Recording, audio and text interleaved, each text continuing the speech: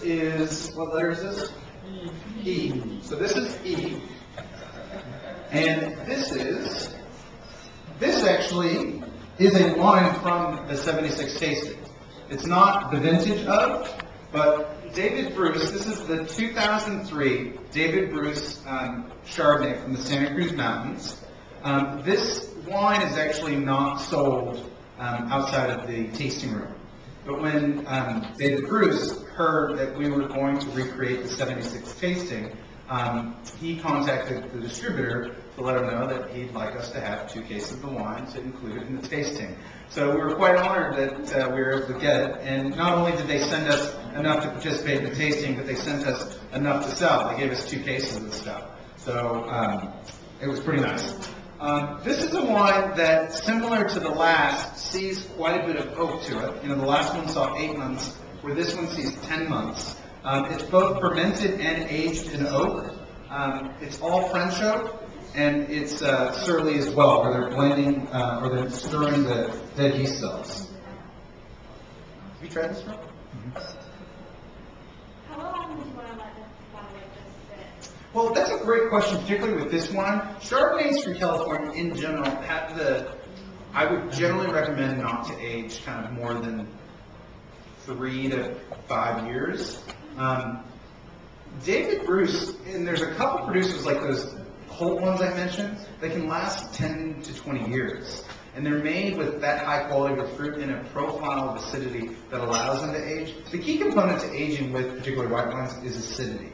But with acidity is you have to have enough fruit, concentrated fruit, to last, because with age, fruit's going to drop.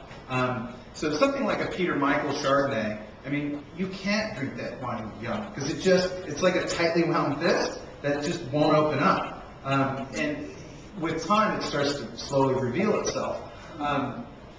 This is a wine that is intended to age. I mean, this is their current release.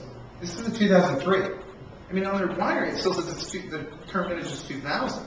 So I don't know if this was released early for us, but if you go to their website, which I happened to look at today, and you go to what's their current wines, they show the 2000 vintage. So I don't know if they bumped this up for us for this tasting.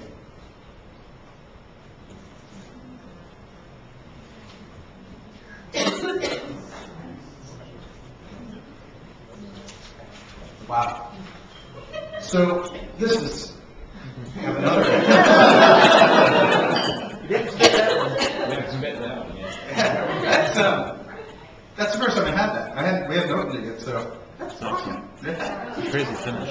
What's that? Crazy finish on it. Yeah. I mean, it's just going and going and going and going. So the answer to the aging question then is qualified by top producers. And then, you know, it's great that you guys are getting the opportunity to see this, because this is what an aged Chardonnay can taste like when it's ripe.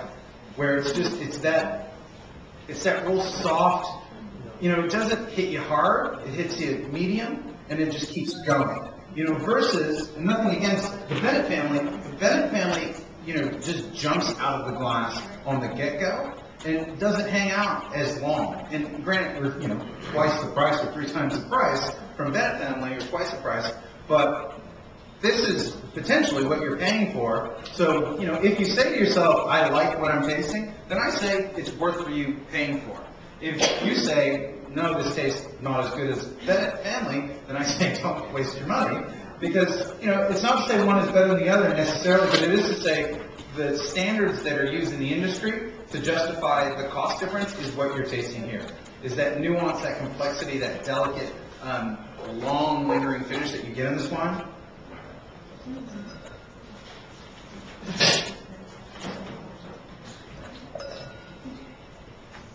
Wow, that is amazing. Just show of hands, and you don't have to like this one, I didn't make it. But who liked the wine? I would. All right.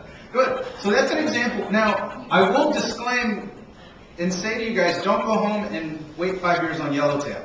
It will not taste good. So anyone who had any idea, any thoughts of doing that, please don't do it. Come back and blame me. Right. Yellowtail you need to drink on your way home. But not driving. Right. Don't promote drinking and driving if you're on a train. The wines of this standard can definitely handle aging, and this is what they'll taste like. This wine actually will go for a while. I mean, there's a lot of punch to it. And it's just, when you still get that kind of puckering acidity to it, you know that wine still has so much life to it. So I'll have to email David and say to him what I think of this wine, because it's rough.